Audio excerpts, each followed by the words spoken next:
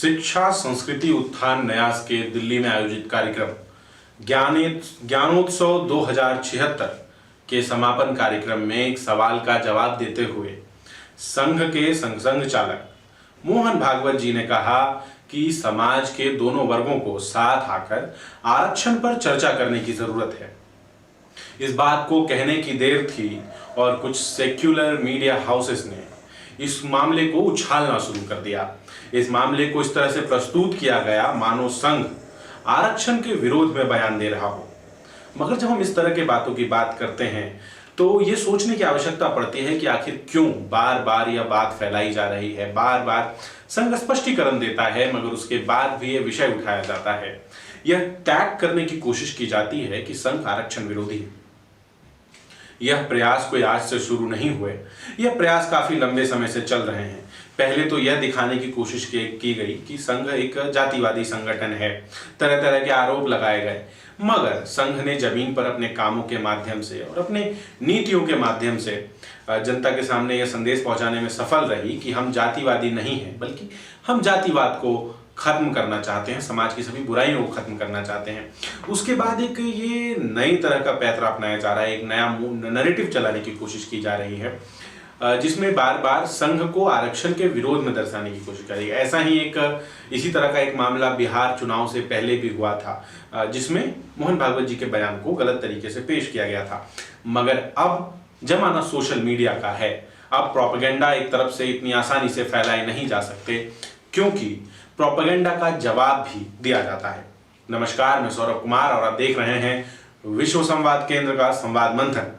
आज हम बात करेंगे इसी मुद्दे के बारे में कि आखिर क्यों बार बार संघ को आरक्षण विरोधी बताने की कोशिश की जाती है और इस मामले की संघ के स्टैंड की सच्चाई क्या है।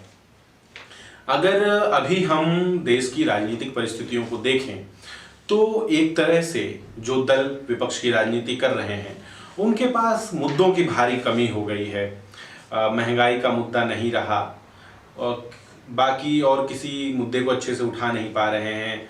लोग सरकार के पक्ष में हैं, इसीलिए कहीं ना कहीं समाज में एक विभेद पैदा करने की कोशिश की जा रही है क्योंकि जब तक समाज को दो हिस्सों में बांटा नहीं जाएगा, जब तक समाज के टुकड़े नहीं किए जाएंगे, तब तक विपक्षी दलों की राजनीति चल पाना संभव नहीं है। अभी कुछ समय पहले आपने संसद में ओवैसी द्वारा जय भीम जय मीम का नारा सुना, आपने रविदास मंदिर के लिए आंदोलन देखा जो कि हिंसक हो गया। आंदोलन की अगुवाई कर रहे चंद्रशेखर जो खुद को रावण कहते हैं, उन्होंने सामने आकर बहुत सारे भड़काऊ भाषण दिए, भीड़ को उन्मादित करने के प्रयास किए, मगर वो सफल नहीं हो पाए। इसी नैरेटिव का एक हिस्सा ये खबर भी है क्योंकि अभी जो दल पहले कभी पिछड़ी जातियों के नेता होने का दावा करते थे, 2019 के चुनाव में उनको अपनी जमीन खिसकती दिख रही है क्योंकि भारत की जनता अब मुद्दों पर वोट कर रही है, वो विकास के विषय पर वोट कर रही है, वो जाति के आधार पर वोट नहीं करना चाहती। तो कहीं ना कहीं फिर से जाति के इस फैक्टर को केंद्रीकृत करने की कोशिश की जा रही है और उसी का प्रयास आपको इस खबर में दिखता है। अब अगर बात करें कि असल में आरक्षण को लेकर संघ का स्टैंड क्या है, जिस भाषण का हवाला देकर बार बार संघ की बात कही जा रही है, अगर उस भाषण को भी आप ध्यान से देखें तो उस भाषण में मोहन भागवत जी ने कहा कि आरक्षण के प्रश्न का हल सद्भावना में ही है। आरक्षण के पक्ष के लोग आरक्षण के विपक्ष के लोगों का विचार करके जब जब कुछ बोलेंगे करेंगे और आरक्षण के विपक्ष में जो लोग हैं वो आरक्षण के पक्ष के लोगों में विचार करके कुछ बोलेंगे करेंगे, तब इसका हल 1 मिनट में निकल जाएगा। जब इस भाषण को आप पूरा सुनेंगे तो आपको इसमें कुछ भी ऐसा नहीं दिखेगा जिस पर सवाल उठाया जा सकता है। मोहन भागवत जी का कहना बस ये था कि पक्ष और विपक्ष के लोग साथ बैठें, एक दूसरे के बातों को सुने और उसके बाद किसी निर्णय पर पहुंचे।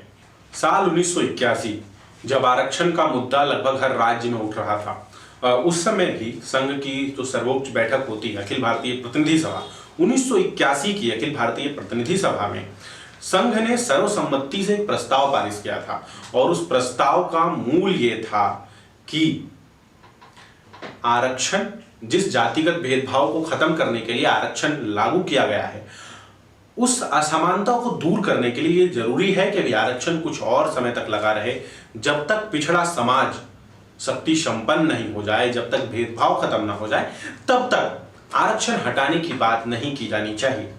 और इस मामले में चाहे कितने भी आरोप लगाए जाएं, मगर संघ जमीन पर जाकर अपने स्टैंड को क्लियर करता रहेगा और संघ समाज के लिए लगातार काम करता रहेगा।